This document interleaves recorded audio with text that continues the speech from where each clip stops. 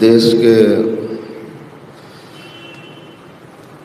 साथ साथ विदेश में भी पूर्वांचल भारत के रहने वाले लोग लोक आस्था का पर्व छठ मना रहे हैं। छठ वैसे तो 4 दिन होता है, लेकिन पहला अर्घ्य आज है और कल प्रातः उगते हुए सूर्य को अर्घ्य के साथ यह पर्व संपन्न होगा।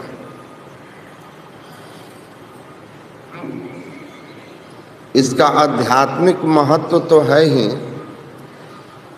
लेकिन इस पर्व की सबसे बड़ी विशेषता है कि आपने कभी नहीं सुना होगा कि छठ व्रत करने जा रहे लोग जो लाखों लाख होते कि किसी ने उन पर पथराव कर दिया, या ये लोग जाते हुए किसी से लड़ गए। इतना शांतिपूर्ण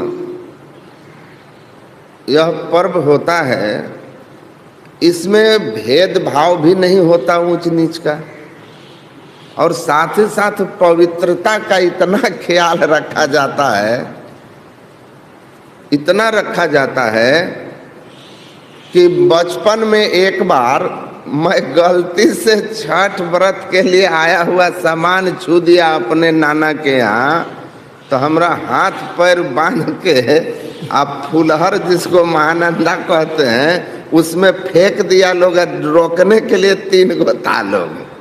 एक 5 सेकंड पानी पीने दिया लोग, कहा अब छठ मैया माफ किए।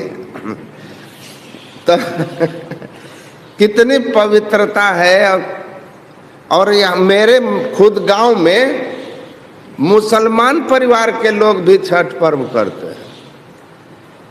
तो यह पर्व जो है ना, इतनी पवित्रता से मनाया जाता है, इतना शांतिपूर्ण माहौल में मनाया जाता है, और सारा समाज एकत्रित होकर के मनाता है। और सबसे बड़ी बात कि इसमें जो कुछ भी होता है सब किसानों के खेत से डायरेक्ट लेकर के होता है। इसलिए यह पर्व वास्तव में ही बहुत ही आनंदमय है। और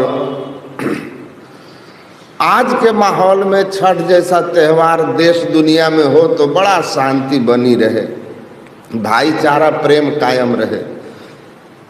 साथ ही साथ इसके आध्यात्मिक महत्व को भी जानना समझना चाहिए। तो यह सूर्य को अर्घ देते हैं, हम संत मत के लोग भी ठीक ठीक अगर साधन करें तो पूज्यपाद महर्षि संत सेवी जी महाराज के प्रवचन में है कि नवधा भक्ति की छठी भक्ति, आज षष्ठी है तो नवधा भक्ति की जो छठी भक्ति है, दृष्टि योग की साधना, ये राम जो सर्वव्यापक सत्ता हैं, प्रभु राम जो परमार्थवादी कहीं मुनि सब ब्रह्म अनादि, वह जो परमार्थ स्वरूप अनादि अनंत राम हैं, उनकी जो भक्ति का स्वरूप भगवान राम ने नवधा भक्ति में कहा है। तो उस नवधा भक्ति के अनुसार जब हम छठी भक्ति करते हैं, दृष्टि योग की साधना करते हैं, उस दृष्टि योग की साधना करते हुए जब हम प्रकाश मंडल के केंद्र में पहुंचते हैं, त्रिकुटी में पहुंचते हैं, तो वहाँ उस सूर्य का दर्शन होता है। और उस सूर्य के दर्शन होने से जब ते राम प्रताप खगेशा उदित भयवती प्रबल दिनेशा पूरी प्रकाश रहूं तिहु लोका बहुतन सुख बहुतन मन शोका कहूँ जिन्हें शोक थे कहूँ बखानी प्रथम अविद्या निशा नशानी काम क्रोध कैरव सौचाने।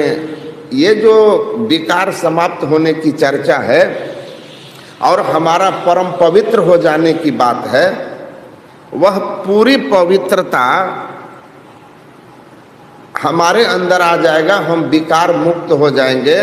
तो अपने अंदर के सूर्य देव को का दर्शन कर लेना वास्तव में आध्यात्मिक छठ पर्व है, और उस पर्व को करके हम पूर्ण पवित्र होते हैं।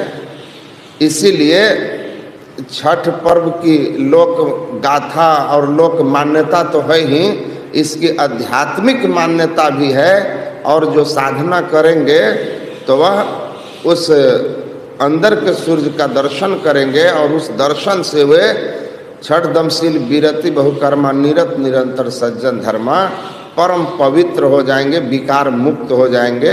और फिर आगे अनादि ब्रह्म को देखने के लिए नाद की साधना से आत्मदृष्टि भी पाएंगे। पूज्य जन मंच पर हैं, बोलिए श्री सद्गुरु महाराज की।